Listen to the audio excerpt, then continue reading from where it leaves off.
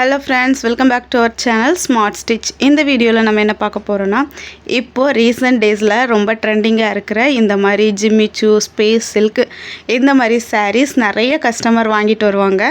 அதுக்கான ப்ளவுஸை ஸ்டிச் பண்ண கொடுப்பாங்க. இந்த அளவுக்கு ரொம்ப டிரான்ஸ்பரண்ட்டாக லைட் வெயிட்டாக இருக்கிறதுனால ஸ்டிச் பண்ணுறதுக்குமே ரொம்ப ரிஸ்க்காக இருக்கும். ஸோ நம்ம அப்படிப்பட்டதெல்லாம் அவாய்ட் பண்ணிகிட்ருப்போம். உங்களுக்காகவே ரொம்ப சிம்பிளாக இந்த மாதிரி சாரீஸோட ப்ளவுஸை ஸ்டிச் பண்ணுறதுக்கான ஐடியாஸை கொடுக்குறேன். நீங்கள் ஸ்டிச் பண்ணும்போது இந்த மாதிரி பர்ஃபெக்டாக இருக்கும். இப்போ பார்த்தீங்கன்னா இது லைட் வெயிட் சாரீ தான், சாதாரண காட்டன் லைனிங் தான் யூஸ் பண்ணியிருக்கிறேன். ஆனால் நெக்கெல்லாம் எந்த அளவுக்கு ஸ்டிஃபாக இருக்குன்னு உங்களுக்கு பார்த்தாலே தெரியும்.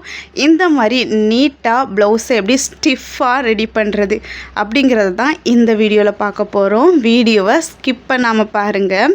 நிறைய டிப்ஸ் இந்த வீடியோவில் இருக்குது. இந்த வீடியோவில் மெயினாக பேக் போர்ஷன் நல்லா ஸ்டிஃபாக எப்படி ஸ்டிச் பண்ணுறது, ஃப்ரண்ட் போர்ஷன் டாட் எல்லாம் பர்ஃபெக்டாக எப்படி பண்ணுறது, இந்த மாதிரி லைட் வெயிட் சாரீஸ்க்கு மட்டும் இல்லாமல் ரொம்ப டிரான்ஸ்பரண்ட்டாக இருக்கிற நெட் சாரீஸ், யூஸ்வலாக லேடிஸ் எல்லாம் யூஸ் பண்ணுற லைட் வெயிட் ஜார்ஜெட்டு, இந்த மாதிரிப்பட்ட சாரீஸ்க்கெல்லாம் இந்த மாதிரி நீங்கள் ஸ்டிச் பண்ணிங்கன்னா ரொம்ப நீட் அண்ட் பர்ஃபெக்டாக இருக்கும். இப்போது இந்த ப்ளவுஸை நீங்கள் பார்த்தீங்கன்னா நான் கேன்வாஸ் வச்சு ஸ்டிச் பண்ணுறதுக்காக லைனிங்கில் கேன்வாஸ் வச்சுருக்கிறேன். அதுக்கு மேலே அப்படியே நம்மளோட மெயின் கிளாத்தை வச்சோன்னா கேன்வாஸ் அப்படியே டிரான்ஸ்பரண்ட்டாக தெரியும். ஸோ ஒரு ஸ்கொயர் பீஸ் நீங்கள் வச்சுக்கோங்க. உங்களோட நெக்கு வித்தை விட ஒரு 2 இன்ச் அதிகமாக இருக்கிற மாதிரி, நெக்கு டெப்த்தை விட இன்னும் ஒரு 2 இன்ச் அதிகமாக இருக்கிற மாதிரி ஒரு ரெக்டாங்கிள் பீஸ் எடுத்துக்கோங்க. அதை கேன்வாஸ் அயர்ன் பண்ணி இருக்கிற லைனிங் கிளாத்துக்கு மேலே ப்ளேஸ் பண்ணிக்கோங்க. இந்த 2 பீஸையும் மெயின் கிளாத்தோட நல்ல பக்கத்து மேலே ப்ளேஸ் பண்ணிக்கோங்க. இந்த மாதிரி கரெக்டாக ப்ளேஸ் பண்ணிவிட்டு ஸ்டிச் பண்ணால் தான் உங்களுக்கு கரெக்டான ஃபினிஷிங் கிடைக்கும். மூவ் ஆகாமல் இருக்கிறதுக்காக இந்த மாதிரி ஹெட்பின் போட்டு செக்யூர் பண்ணிக்கோங்க.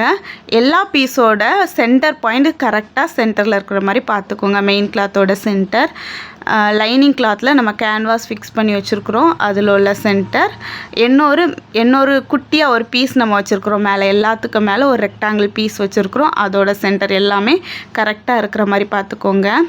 யூஸ்வலாக மெயின் கிளாத்தில் நெக்கை கட் பண்ண மாட்டோம், லைனிங்கில் கட் பண்ணிவிட்டு இந்த மாதிரி ஸ்டிச் பண்ணி டர்ன் பண்ணுவோம். இந்த மாதிரி லைட் வெயிட் சாரீ, டிரான்ஸ்பரண்ட் சாரீக்கு மட்டும் நீங்கள் நெக்கை கட் பண்ண வேண்டாம். நெக்கை கேன்வாஸில் கரெக்டாக கட் பண்ணிக்கோங்க. உங்களுக்கு என்ன நெக் வேணுமோ கட் பண்ணிவிட்டு இந்த மாதிரி கரெக்டாக ப்ளேஸ் பண்ணிவிட்டு கரெக்டாக ஸ்டிச் பண்ணுங்கள். ஹெர்லைன் சீம் ஸ்டிச் போடுங்க, ஓரமாக ஸ்டிச் போடுங்க. நம்ம கேன்வாஸ் வச்சு ஸ்டிச் பண்ணுறதுனால ஸ்டிஃப்னஸ் கிடச்சிரும். கேன்வாஸ் வச்சு ஸ்டிச் பண்ணும்போது கண்டிப்பாக மேலே ஒரு ஸ்கொயர் பீஸ் வச்சுக்கோங்க. அப்படின்னா தான் கேன்வாஸ் டிரான்ஸ்பரண்ட்டாக வெளியே தெரியாது.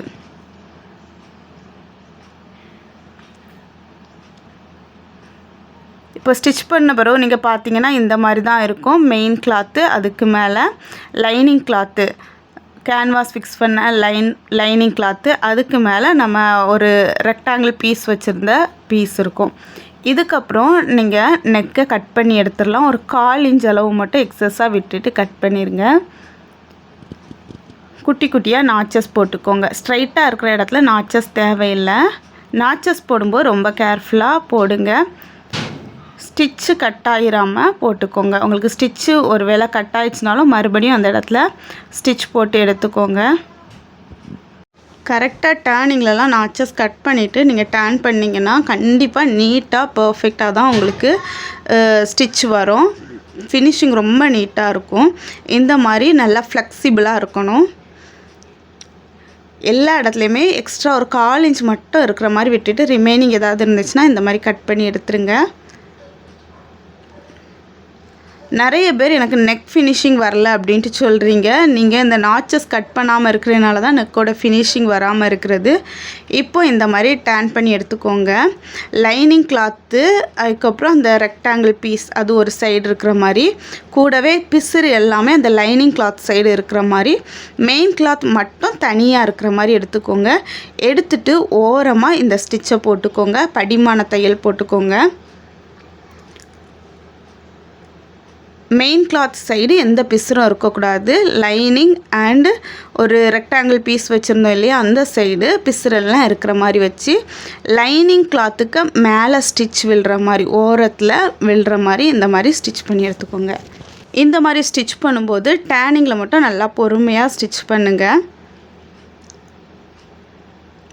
ஸ்ட்ரைட்டாக இருக்கிற இடத்துல ஸ்டிச் பண்ணுறதும் ஈஸி, கட் பண்ணுறதும் ஈஸி. ஆனால் டேனிங்கில் நீங்கள் கட் பண்ணும்போதும் மெதுவாக கட் பண்ணுங்கள், ஸ்டிச் பண்ணும்போதும் மெதுவாக கட் பண்ணுங்கள். நாச்சஸும் கண்டிப்பாக டேனிங்கில் கார்னர்ஸில் போடணும்.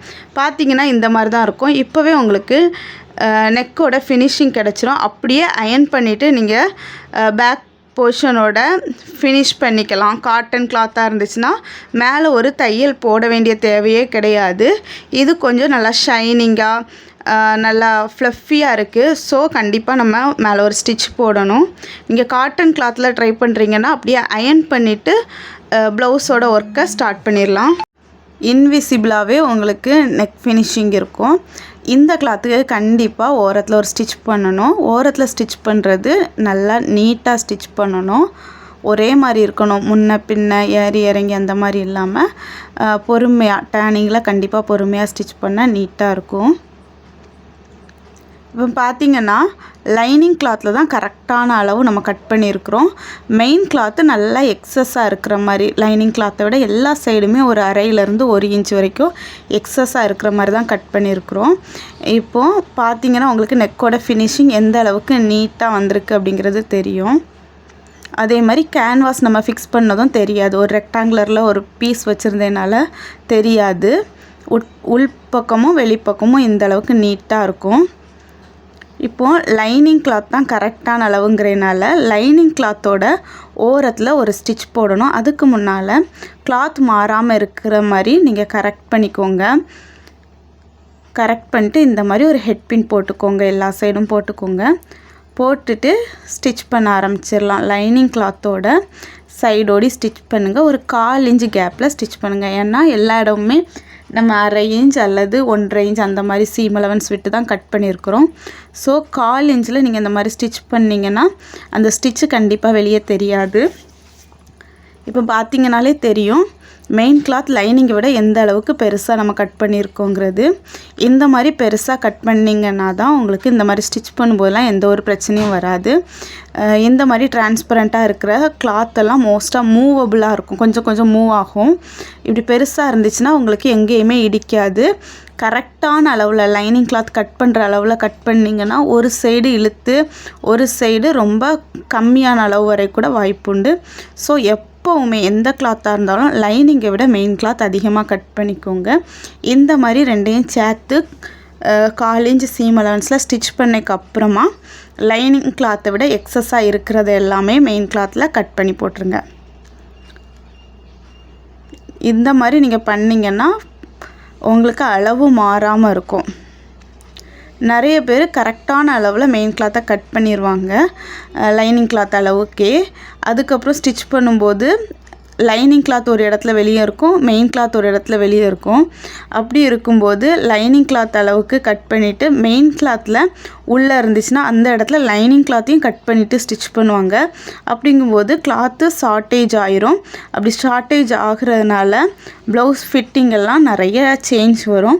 ஸோ இந்த டிப்பை கண்டிப்பாக ஃபாலோ பண்ணுங்கள்.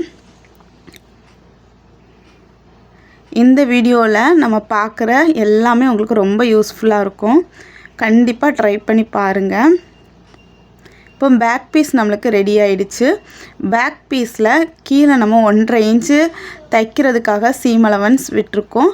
அந்த இடத்த ஸ்டிச் பண்ணிடலாம். குட்டியாக நாச் போட்டு வச்சுருக்குறோம். அந்த நாச்சில் கரெக்டாக ஸ்டிச் பண்ணால் கரெக்டாக இருக்கும். அதை ஸ்டிச் பண்ணுறதுக்குமே இந்த மாதிரி அயன் பண்ணிவிட்டு அதுக்கப்புறமா ஸ்டிச் பண்ணிங்கன்னா ஈஸியாக இருக்கும். நான் இப்போ அயன் பண்ணலை, அப்படியே வச்சு ஒரு பின் வச்சுருந்தேன். ஹெட் பின் போட்டுக்கிறேன். கரெக்டாக அந்த 1.5 இன்ச்சை அந்த நாச் இருக்கிற இடத்துல ஃபோல்ட் பண்ணிங்கன்னா கரெக்டாக இருக்கும். கட்டிங்லேயே இந்த மாதிரி நாச்சஸ் போட்டிங்கன்னா ஸ்டிச் பண்ணும்போது ரொம்ப ஈஸியாக நீங்கள் வேலையை முடிக்கிற மாதிரி இருக்கும். இல்லைனா ஒவ்வொரு முறையும் இன்ச் டேப் எடுத்து அளக்குற மாதிரி இருக்கும். இப்போ ரா எட்ஜ் வெளியே தெரியாமல் இருக்க ஒரு 1/4 இன்ச் அளவு மட்டும் உள்பக்கமாக திருப்பி வச்சு மடித்து வச்சுட்டு ஸ்டிச் பண்ணிடலாம். எந்த கிளாத்தாக இருந்தாலுமே இந்த மாதிரி நீங்கள் யூஸ் பண்ணுங்கள். நல்ல ஒரு grip கிடைக்கும்.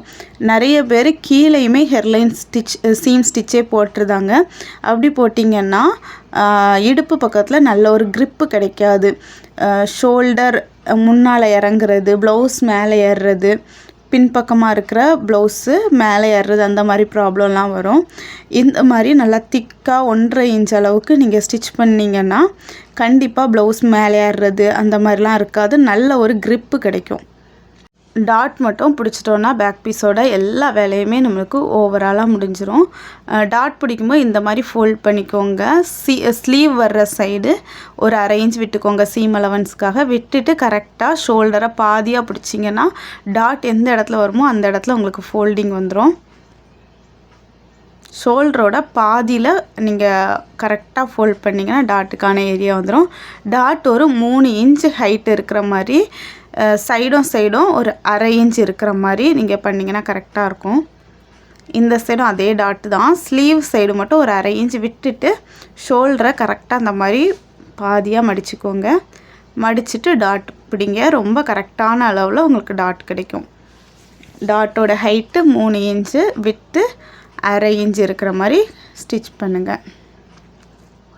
அது மாதிரி டாட்டை நல்லா ஷார்ப்பாக கொண்டு போங்க. 3 இன்ச் ஹைட்டில் நல்லா ஷார்ப்பாக கொண்டு போங்க. நீட்டான டாட்டும் ரெடி ஆயிரும். பேக் போர்ஷன் நம்மளுக்கு ஓவராலாக முடிஞ்சிருச்சு. ஃப்ரண்ட் போர்ஷன் எப்படி நம்ம ஸ்டிச் பண்ணுறதுன்னு நம்ம பார்க்கலாம். சேம் ப்ரொசீஜர் தான். நெக்கு இப்போ பேக்கில் எப்படி பண்ணோமோ அதே மாதிரி தான் பண்ண போகிறோம். இந்த பேக் நெக்கு ரொம்பவே டீப்பாக நல்லா ரவுண்டாக ரெடி பண்ணியிருக்கிறோம். ஃப்ரண்ட்டுமே அதுக்கேற்றால தான் ரெடி பண்ணியிருக்கிறோம். சேம் மெத்தடில் தான் ஃப்ரண்ட் நெக்கை டேன் பண்ணி ஸ்டிச் பண்ணி வச்சுருக்குறோம். ஸ்லீவுமே சேம் மெத்தடில் தான் பண்ணியிருக்கிறோம். ஸ்லீவ் சென்டரில் மட்டும் அப்படி கொஞ்சம் மேலே ஏறி வர்ற மாதிரி. பட்டி பீஸையும் அதே மெத்தடில் தான், எல்லாமே சேம் மெத்தடில் தான் பண்ணியிருக்கிறோம். டாட்டு பிடிக்கிறதுக்கு நிறைய பேருக்கு டவுட் இருக்குது. இந்த மாதிரி டிரான்ஸ்பரண்ட் கிளாத்தில் டாட்டு லைனிங்கில் மட்டும் விழுது, மெயின் கிளாத்தில் விழலை அப்படிங்கிறீங்க. இது ஒரு கிராஸ் கட்டிங் ப்ளவுஸு. டாட்டு இந்த மாதிரி நீங்கள் மார்க் பண்ணிக்கோங்க. மார்க் பண்ணிவிட்டு கரெக்டாக சென்டர் லைனில் ஒரு டாட்னா அதுக்கு வலது பக்கம் ஒரு 1/4 இன்ச்சு, இடது பக்கம் ஒரு 1/4 இன்ச், அல்லது வலது பக்கம் ஒரு 1 இன்ச், இடது பக்கம் 1 இன்ச் இருக்கும். சென்டரில் இருக்கிற அந்த லைனில் இந்த மாதிரி ஸ்டிச் போட்டு எடுத்துக்கோங்க. இந்த மாதிரி ஸ்டிச் பண்ணிங்கன்னா மெயின் கிளாத்தும் லைனிங் கிளாத்தும் ஒன்றோட ஒன்று கரெக்டாக ஃபிக்ஸ் ஆயிரும். அதுக்கப்புறம் நீங்கள் ஸ்டிச் பண்ணிங்கன்னா மெயின் கிளாத்தும் லைனிங் கிளாத்தும் தனித்தனியாக பிரியாது. இந்த ஸ்டிச்சை மட்டும் ஃபஸ்ட்டே போட்டுக்கோங்க. இப்போ நல்ல ஒரு க்ரிப்பு கிடைக்கும். இதுக்கப்புறமா டாட்டை பிடிங்க.